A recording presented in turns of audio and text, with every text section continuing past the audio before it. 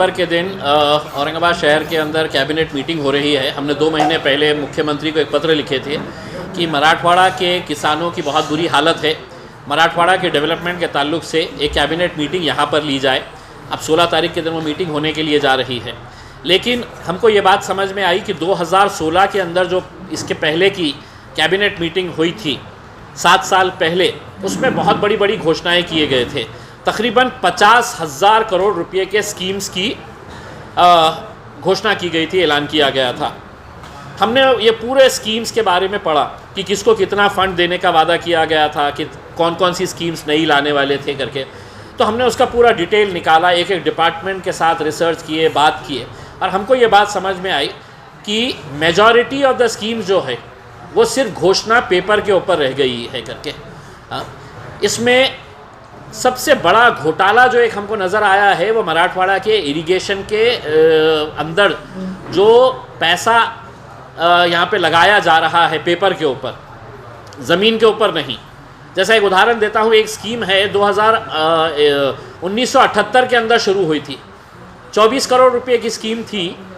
अब वो स्कीम जो है वो तकरीबन 4-5 हज़ार करोड़ रुपए तक पहुँच गई। एक स्कीम ऐसी है जो कुछ 100 करोड़ रुपए से शुरू हुई थी, अब 13,500 करोड़ रुपए से। मेरा ये कहना है कि आज सबसे ज़्यादा आत्महत्या जो है वो मराठवाड़ा के किसान कर रहे हैं, और अगर ये पैसा ईमानदारी से अगर ये स्कीम्स के ऊपर खर्च किया जाए तो आज हमारे किसानों को मरने की नौबत नहीं आएगी। लेकिन हो ये रहा है कि इसमें सब टक्केवारी का धंधा चल रहा है। आमदार लोग हो गए हैं, बड़े बड़े नेता हो गए हैं, वो लोग इरिगेशन के प्रोजेक्ट्स को ऊपर से सैंक्शन करके लेके आ रहे हैं, अधिकारियों के ऊपर दबाव डाल रहे हैं कि ये स्कीम मैंने लेके आया।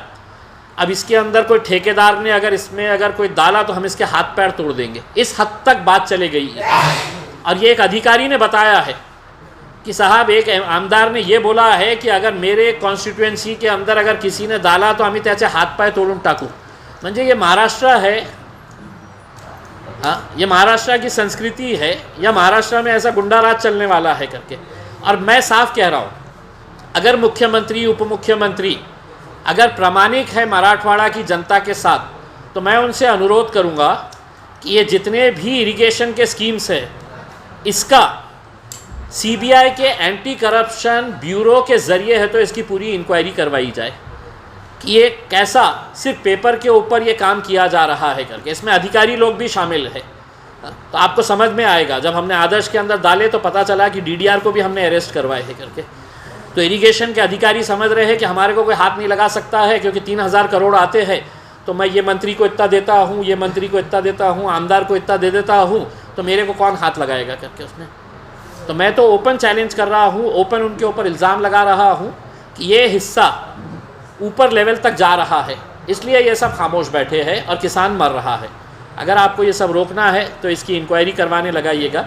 और जो जो वादे आपने किए थे नए कैबिनेट में, अगर हमने आपको कुछ आपने नया नहीं भी दिए तो कम से कम जो झूठ का पलीदा आपने 2016 के अंदर देकर गए थे वो आप यहाँ पर निकाल दें। और चूँकि देवेंद्र फडणवीस साहब भी आ रहे हैं, बहुत बड़ा मोर्चा निकाले थे उन्होंने महानगर पालिका के ऊपर, बहुत बड़ा मोर्चा निकाले थे कि औरंगाबाद की जनता के लिए उनका प्रेम जो है, प्यार जो है, वो उमड़ के बाहर आ रहा था कि मैं कितना चिंतित हूँ। उनकी महिलाओं ने 9 वारी साड़ी पहन के एक फुकट का हंडा उनको दिया गया था, तो वो हंडा है तो यहाँ पे लगा कर है तो वो रोड पे डांस कर रहे थे और ऐसा बता रहे थे कि पानी आ गया है करके। अब देवेंद्र फडणवीस साहब आप आ रहे हैं, एक मोर्चा निकाल लीजिएगा। अगर पानी के बारे में अगर आपको इतनी ही चिंता है तो आप यहाँ पर कैबिनेट आ रही है, हम आपका स्वागत करते हैं, लेकिन नए घोषणा करने से पहले पुराने का हिसाब किताब अगर बता दें तो वो मेरे हिसाब से ज़्यादा बेहतर रहेगा। अमित शाह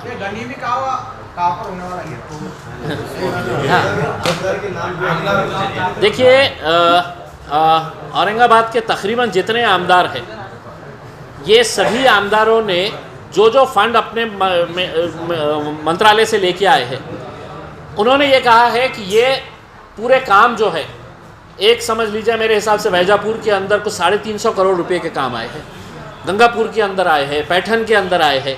हर एक ने ये बोल दिया है कि ये काम मेरा ठेकेदार करेगा और उसके बदले में ठेकेदार ने उनको 15% कमीशन देना। मेरा ये कहना है कि सिर्फ अगस्त महीने के अंदर तकरीबन 100 किसानों ने मराठवाड़ा के अंदर आत्महत्या की, सिर्फ 100 एक महीने के अंदर।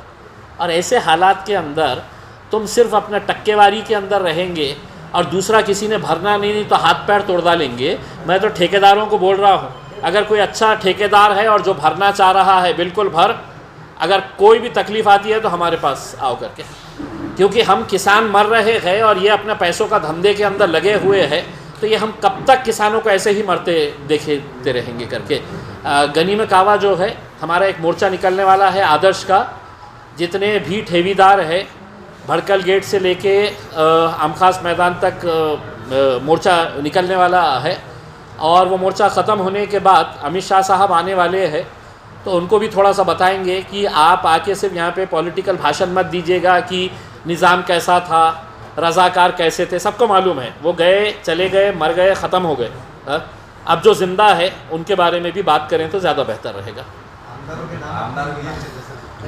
सबके नाम ले लिया ना मैंने आपको, सबके नाम ले लिया है इसके अंदर। एक तालुका के अंदर एक ही आमदार रहता है, जैसा ज़िले का एक ही खासदार है।